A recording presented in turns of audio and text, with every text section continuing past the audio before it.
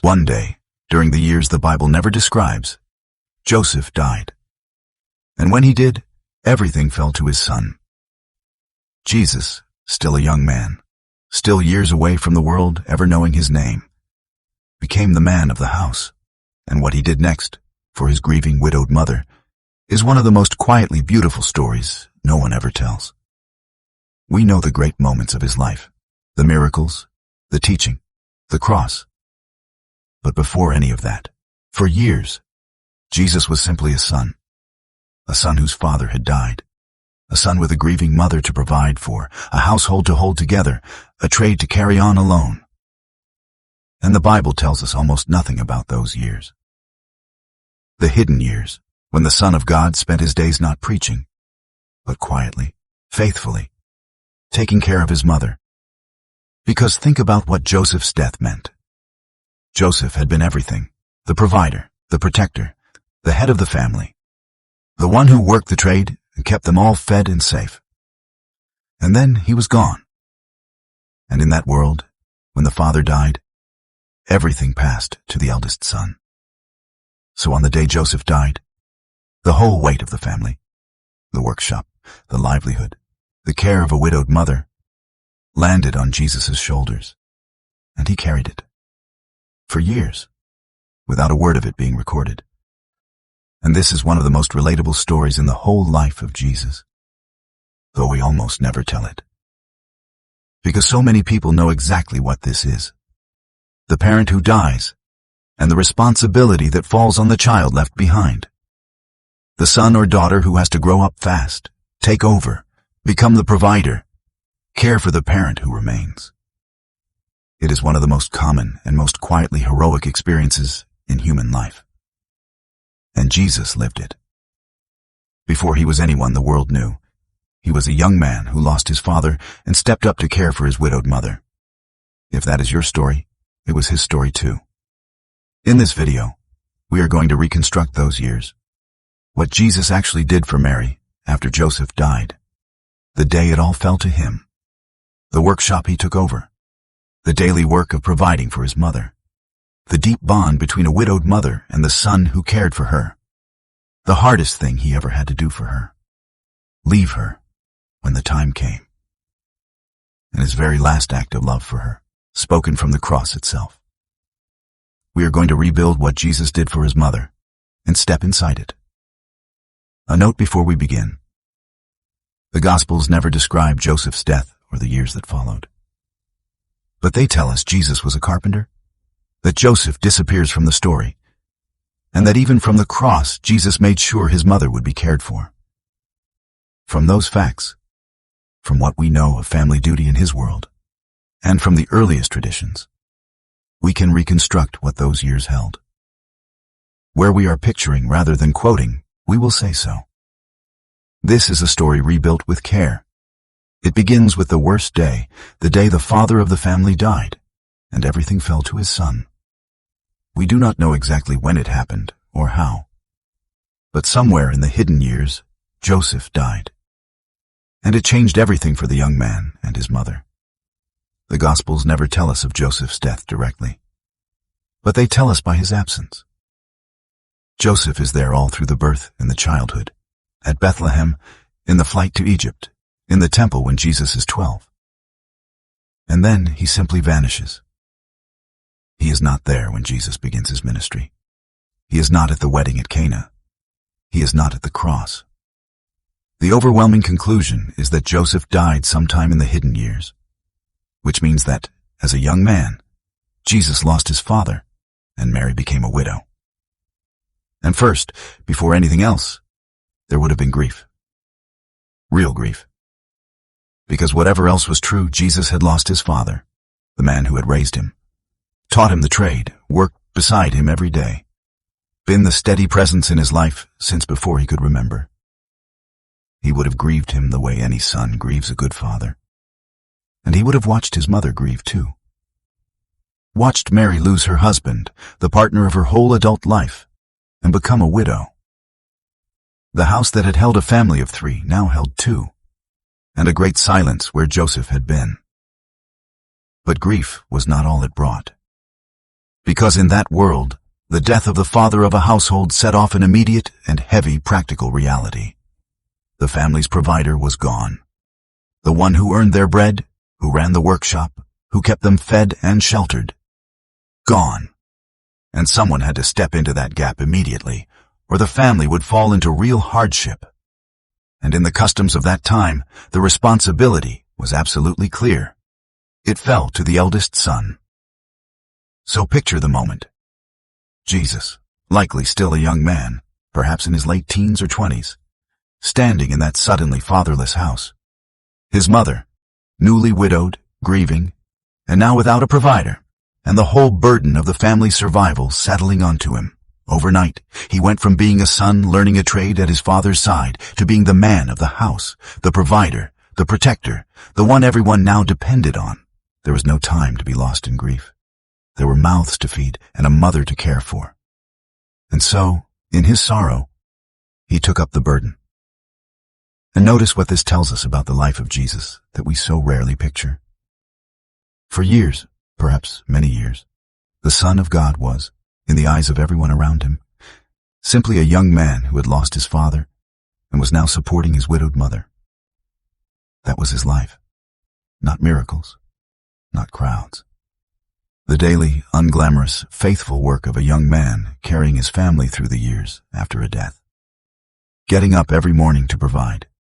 Being the steady presence his grieving mother could lean on. Holding everything together. And there is something staggering in that. That God, come to earth, spent years of his life doing exactly what so many ordinary people do. Taking care of a widowed parent, quietly, faithfully, at great personal cost, with no one watching and no one keeping score.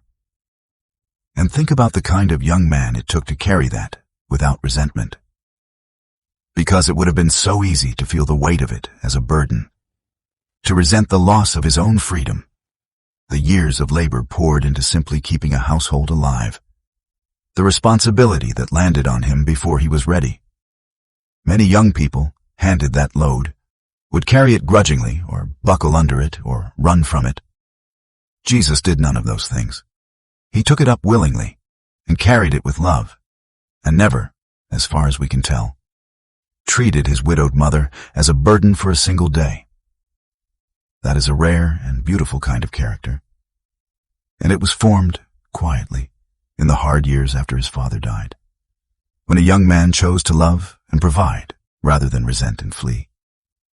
And Mary, for her part, had lost so much. She had lost Joseph, her husband, her partner, the man who had shielded her since she was a frightened girl. And now her security, her provision, her whole world had narrowed to the son standing before her.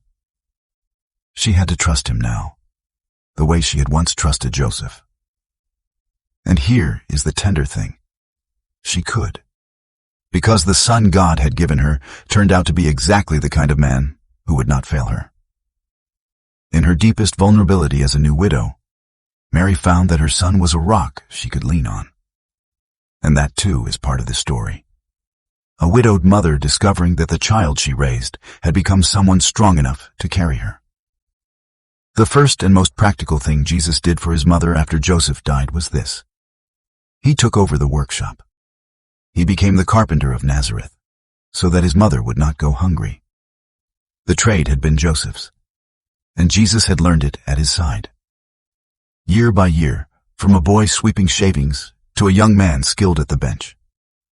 But now Joseph was gone, and the workshop, and the whole livelihood it represented, was his. He was the carpenter now, the one the village came to for their roofs and their doors and their yokes and their plows, the one who had to bring in enough, week by week, to keep himself and his mother fed and sheltered. The family's survival now rested on the work of his hands. And picture the weight of that. It was not only the physical labor, hard as that was, it was the responsibility. Every week, the family needed to eat. Every season, the small house needed to be kept up. There was no other income, no savings to fall back on, no other provider. It all depended on him, on his skill, on his diligence, on his showing up to the bench every single day and doing good work that people would pay for. That is a heavy thing for a young man to carry. And Jesus carried it, faithfully, for years, so that his widowed mother would be provided for. And think about the quiet excellence he would have brought to it. Because this was not just any work. This was the work that kept his mother fed. So he would have done it well, made things sound and true and lasting, been the reliable craftsman the village could depend on, built a good name so the work kept coming. Everything a devoted son does when the survival of the parent he loves rests on his labor. Jesus did day after day at the carpenter's bench in Nazareth. His love for his mother was not only spoken, it was hammered and sawn and planed into every piece of work that put bread on their table. And there is something deeply moving in that for anyone who has ever worked to support a parent. Because that is exactly what Jesus was doing. Not glamorous work, not recognized work. Just the daily grind of earning enough to take care of his mother. The same thing millions of people do, quietly, out of love, all over the world. Getting up, going to work, bringing home enough, doing it again tomorrow, so that someone they love will be provided for. Jesus knew that life from the inside. He lived it for years for Mary. When you go to work to support a parent you love, you are doing exactly what the Son of God did in the hidden years. And think, too, of the economics of it. Because it was not easy money. He worked a poor trade in a poor village for neighbors who had little to spare, in a land taxed heavily by Rome. There would have been lean seasons, when work was scarce and the worry of providing pressed hard. There would have been the constant low anxiety that anyone knows who has ever been the sole provider for a household. The question always in the back of the mind of whether there would be enough. Jesus carried that anxiety for years, so his mother would not have to. He absorbed the worry of provision so that Mary could rest secure. That is one of the quiet, invisible weights that a provider carries for the ones they love. And the Son of God carried it at a carpenter's bench for his widowed mother. And Mary would have known what it cost him. She would have watched her son take up her husband's trade and shoulder the family's whole survival and go to that workshop every day for her. A mother sees these things.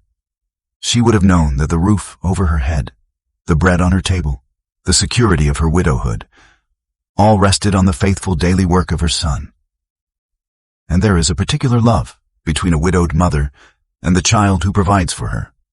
A deep, quiet gratitude and bond. Mary and Jesus had that. Through all those years, he provided. She knew. And the love between them deepened in the daily faithfulness of it. And there would have been a quiet pride in her, too, watching him. Every mother knows the feeling of watching a child grow into a good and capable adult. And Mary watched her son become a man of real character, a skilled craftsman, a faithful provider, a person of gentleness and strength. Whatever she understood about who he truly was, she also simply saw, day by day, the goodness of the son she had raised. And there is a deep joy in that for any parent, to see the child you raised become someone good. Mary had that joy, mixed in with all the grief and the hardship of those widowed years. The quiet, steady joy of a mother watching a beloved son become exactly the kind of person she had hoped he would be. But providing for his mother was more than earning money. It was the whole daily care of a widowed parent. And Jesus gave it to her, day after day, for years. Let us live inside those ordinary days, because they are the heart of what he did for her. Picture their days together. Jesus rising early, saying his prayers, then off to the workshop for the long hours of labor. Mary keeping the home, the bread, the water, the daily work of a household, though she was getting older now. And the two of them meeting at the day's end, sharing the simple evening meal, the ordinary talk of two people who love each other and live side by side. This was their life together after Joseph died. A widowed mother and her devoted son, sharing a home, holding their small world together between them, day after ordinary day. And as the years passed and Mary grew older, Jesus would have cared for her in the countless small ways a good child cares for an aging parent, making sure she had what she needed, taking on the heavier work so she did not have to, being there, steady and present, so she was never alone in her widowhood, watching over her health as she aged. The 1,000 small daily acts of care that make up the real work of looking after a parent. Jesus gave them all to Mary, quietly, without record, for years. Think of the specific small kindnesses that fill such years. Bringing her water so she did not have to carry the heavy jar herself as her strength lessened. Making sure the house was sound before the winter rains. Sitting with her in the evenings so she was not lonely. Noticing when she was tired or unwell, or grieving Joseph afresh, and being gentle with her. Carrying the burdens she could no longer carry. Listening to her tell the old stories, again, of the days when Joseph was alive. These are the real textures of caring for an aging parent, not grand gestures, but 10,000 small attentions given patiently out of love. And this is how Jesus loved his mother, day after day, in the long quiet of the hidden years. And think about the reversal that slowly happened across those years, because it happens in every life where a child cares for an aging parent. Once, Mary had carried him, had fed him, cleaned him, watched over him, held him when he was helpless. She had done everything for him when he could do nothing for himself. And now, slowly, the roles were reversing. Now he was the strong one, and she was the one growing older and more in need of care. The child she had once carried was now carrying her. There is something profoundly tender in that reversal. The moment a child becomes, in a sense, the parent of their own parent. Jesus lived that reversal with Mary. He became her strength as she had once been his. And think about the security that his care gave her. Because a widow in that world was one of the most vulnerable people there was. Without a husband, without a provider, a widow could easily fall into poverty and hardship. But Mary was not vulnerable in that way, because she had Jesus. As long as her son was there, providing, caring, present, she was safe. She had a home. She had bread. She had someone to lean on. In a world that was cruel to widows, Jesus was the wall of protection around his mother. His care was her security. And that, too, is one of the most important things a child can give an aging parent. Not just provision, but the deep safety of knowing someone is there. And there would have been a particular tenderness to their bond in those years, because they had been through so much together. And now it was just the two of them. They shared the memory of Joseph and the grief of losing him. They shared the great secret of who Jesus truly was, a secret no one else fully knew. And they shared the daily life of a small household, held together by love. Picture the quiet evenings, the two of them by the lamp, the comfortable closeness of a mother and a grown child who have become each other's whole daily world. There is a special sweetness to that bond, the widowed parent and the devoted child. And Mary and Jesus had it, in full, through all those hidden years. And here is something worth pausing on. We spend so much time thinking about what Jesus did for the world. But for years, before any of that, he was simply, faithfully, doing everything for one person, his mother. Loving her, providing for her, caring for her, being everything she needed after she lost her husband. And there is something beautiful in that, because it shows us that the great love Jesus would one day pour out on the whole world was first practiced, quietly, at home, in the daily care of one widowed woman who happened to be his mother. Love is learned and proven in the small, daily, unseen faithfulness of caring for the people closest to us. Jesus did that for Mary, for years, before he ever did anything for anyone else. And consider how this shaped everything he would later teach. Because when Jesus finally began his ministry, he spoke again and again about caring for the vulnerable, about the widow, the orphan, the poor, the ones the world overlooks, and he did not speak about them as an outsider. He had lived with a widow. He had spent years providing for one. He knew from the inside the vulnerability of a widow in that world, and the daily faithfulness it took to protect her. When he later saw a poor widow putting her last 2 coins into the temple treasury and honored her above all the rich givers, he was seeing with the eyes of a man who had spent years caring for a widow of his own. His tenderness toward the vulnerable was not theory. It was learned at home, caring for his mother. And there is a striking detail hidden in the Gospels that confirms how much Mary's care weighed on him. Because Jesus had brothers, the Gospels name them. And yet, at the very end, on the cross, he did not entrust his mother to them. He entrusted her to the disciple John. Whatever the reason, it shows us how seriously Jesus took the duty of his mother's care. That even dying, he was making deliberate arrangements for her, placing her specifically in the hands of someone he trusted completely. A man does not do that unless the care of his mother has been one of the central concerns of his whole life. And for Jesus, it had been, from the day Joseph died. But that final scene comes later. First, there were the long, ordinary years, the years of simply being there for her, day after day. And those years, quiet and unrecorded as they were, may be among the most beautiful of his whole life. Because they were pure, faithful, self-giving love, offered to one person, with no audience and no reward, simply because he loved her and she needed him. That is love in its truest form. And Jesus lived it, for his mother, for years, in the hidden quiet of a home in Nazareth. But there came a day when Jesus had to do the hardest thing he would ever do for his mother. And in a way, it was the opposite of everything he had done so far. He had to leave her. Because the years of quiet provision were never meant to be forever. Jesus had a purpose. The reason he had come into the world. And around the age of 30, the time came for him to leave the workshop, and Nazareth, and the quiet life he had shared with his mother, and begin his public work. He had to go. But going meant leaving Mary, his widowed mother, whom he had provided for and cared for all those years. And that would not have been easy. It may have been the hardest thing he ever had to do for her. Think about what it meant. For years he had been her provider, her protector, her daily companion, the one she leaned on.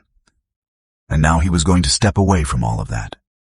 It is a wrenching thing, familiar to anyone who has ever had to leave an aging parent to follow a calling, to move away, to live their own life, the pull between duty to a parent and the path you are called to walk.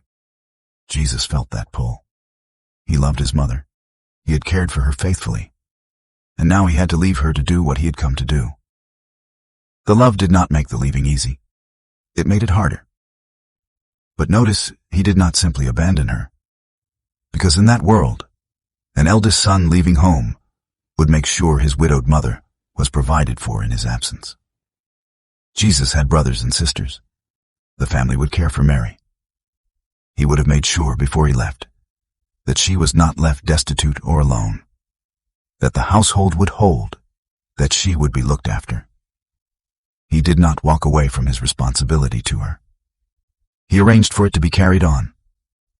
Even in leaving, he was still caring for her, making sure the mother he had provided for would still be provided for when he was gone. And imagine the conversation they may have had in the days before he left. The widowed mother and the son who had cared for her, both knowing that everything was about to change. She, of all people, understood who he was and what he had come to do. She had known since an angel spoke to her as a girl, so she would not have tried to hold him back. But it would still have been a parting full of feeling, a mother releasing the son who had been her provider and her companion for years, and a son taking his leave of the mother he had faithfully cared for, both of them knowing that the quiet life they had shared was over. There are partings like that in many lives, the grown child leaving home, the aging parent letting them go. Jesus and Mary lived one of the most tender of them all. And here is the tender truth of it. Mary let him go. She had spent his whole life letting him go, a little at a time, and now she let him go completely, out into a public life that she knew, better than anyone, would lead toward danger and grief. She did not cling. She did not demand that he stay and keep providing for her. She loved him enough to release him to his purpose, even though it meant losing her provider, her companion, her daily support. That is a mother's love, to give up her own security and comfort so that her child can become who they are meant to be. Mary gave that to Jesus, and Jesus, in turn, never stopped being her son, as we are about to see, right up to his final breath. And in the years of his ministry, though he was no longer at home providing for her, he did not forget her. Mary appears in the Gospels during his ministry, at Cana, among those who followed him. The bond remained. He had left the daily care of her to his family, but she was still his mother, and he was still her son. And the love between them, forged in all those years after Joseph died, did not break because he had gone. It simply waited for its final, most tender expression, which would come at the very end, in the last place anyone would expect. And so we come to the last thing Jesus ever did for his mother, and it is the most moving of all, because he did it while he was dying. It was the day of the crucifixion. Jesus was on the cross, in agony, dying. The weight of the whole world was on him. And Mary, his mother, the widow he had provided for and cared for all those years, was standing there, near the foot of the cross, watching her son die. She had not abandoned him. She was there in his agony, as she had been there at his birth. And in the midst of his dying, Jesus looked down and saw her. And he did something that tells us everything about the kind of son he was. In the last moments of his life, suffering more than we can imagine, he was still thinking of his mother, still concerned for her care, still, even now, being her son, because he saw her standing there with the disciple John, whom he loved, and he spoke to them some of his very last words. To Mary, looking at John, he said, "Woman, behold your son," and to John, "Behold your mother." Understand what he was doing. He was making sure his mother would be cared for after he was gone. He was a dying man, and his very last concern, one of the last things he did on this earth, was to provide for his widowed mother, to make sure she would have a home, a son, someone to look after her when he was gone. The Gospel tells us that from that hour, the disciple John took Mary into his own home and cared for her as a son. Jesus, with almost his final breath, arranged for his mother's care. To the very end, he was still doing for her exactly what he had done all those years after Joseph died, making sure she would be provided for. Sit with the wonder of that. He was dying the most agonizing death imaginable. He carried, in that moment, the weight of the whole world. And still, he thought of his mother and made sure she would be cared for. That is the same son who had taken over the workshop when Joseph died, who had provided for her through all the hidden years, who had made sure she was looked after when he left for his ministry. The care he gave her was not a phase. It was the constant of his whole life. From the day his father died to the day he himself died, Jesus never stopped taking care of his mother. His final act of love, from the cross, was simply the last chapter of a lifetime of it. And think about what those words gave to Mary in that unbearable moment. She was watching her son die, the worst thing a mother can endure. She was about to lose the child she had raised, provided for her, cared for her. And in the middle of that devastation, his words to her were a gift. You are not going to be alone. Here is a son. You will be cared for. Even as he was being torn from her, he was reaching out to hold her, to make sure that when he was gone, she would not be abandoned to the vulnerability of a widow who has lost her provider. It was the last thing he could do for her on this earth, and he did it. He made sure his mother would be held. And there is a beautiful symmetry in it. He had come into the world through her. She had cared for him as a helpless infant, given him everything. And now, as he left the world, his last thought was to make sure she was cared for. The child she had nursed made sure, with his dying breath, that his mother would be held. The care had come full circle. She had given him life and care at the beginning. He made sure she had care at the end. That is what a lifetime of love between a mother and a son looks like, carried faithfully all the way to the cross. And notice that this final act was, in a way, the summary of his entire relationship with her. Everything he had done for her since Joseph died was gathered up in that one moment on the cross. The provision, the protection, the making sure she was never left alone or vulnerable, the quiet, faithful, self-giving care. All of it, distilled into 3 short phrases spoken through his agony. Behold your son. Behold your mother. In those words was the whole story of what Jesus did for his mother, a lifetime of care, sealed at the very end. He had cared for her from the day his father died, and he made sure, as his own life ended, that she would go on being cared for. He loved her, faithfully, from the first day to the last. So step back now, and look at the whole of it, everything Jesus did for his mother after Joseph died, and see what it teaches us. Because in this quiet, faithful, lifelong care of a widowed mother, there is more wisdom about love than in almost any story. The first thing it teaches is that love is mostly made of ordinary, daily faithfulness. Jesus did not care for his mother with grand gestures. He cared for her by going to work every day, by providing the bread, by taking on the heavy tasks, by being present, by the 1,000 small, unrecorded acts of a devoted child looking after a parent. That is what love actually looks like, most of the time. Not dramatic declarations, but the quiet daily faithfulness of showing up, providing, caring, day after day, for the people who depend on us. Jesus showed us the shape of real love in the way he cared for his mother, and it looked like ordinary faithfulness. The second thing it teaches is the dignity and holiness of caring for an aging parent.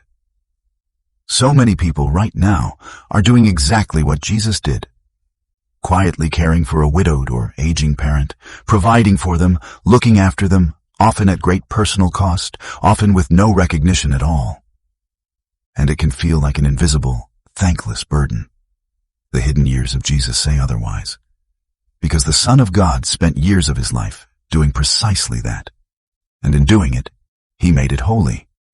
Caring for an aging parent is not a lesser thing, not a burden to resent, not time taken away from your real life.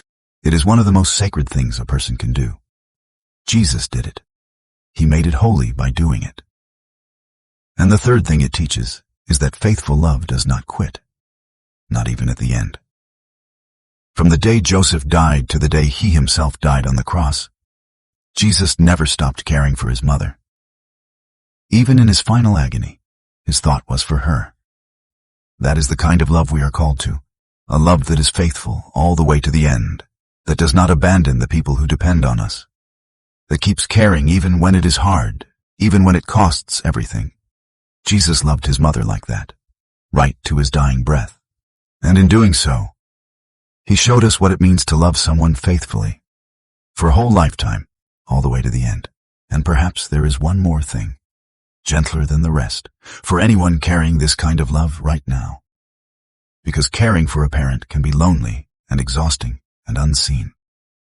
You give, and often no one notices. And there is no reward for it but the love itself. If that is your life right now, if you are the one providing, caring, showing up, carrying a parent through their later years, then know this. You are walking one of the most honored paths there is. The Son of God walked it before you. He knows the weight you carry, because he carried it too. Your quiet faithfulness is seen, even when no one on earth seems to see it. And it matters more than you know. One day, during the years the Bible never describes, Joseph died. And his son stepped into the gap. He took up the trade. He provided the bread. He cared for his widowed mother, day after day, for years. He made sure she was looked after when he left. And with his dying breath, from the cross, he made sure she would be cared for still. That is what Jesus did for his mother after Joseph died. Not a single miracle. Just the faithful, lifelong, ordinary, extraordinary love of a son for his mother. And now you have stepped inside it. If this gave you a new way to see Jesus, and a new way to value the quiet work of caring for a parent, subscribe, because we rebuild the world of the Bible and take you inside it. No lectures, no sermons, just the ancient world, rebuilt. And if you are caring for an aging parent right now, or you were raised and provided for by someone who gave everything for you, tell me in the comments. That love deserves to be seen. I read every one. Thank you for spending these years with me. I'll see you in the next one.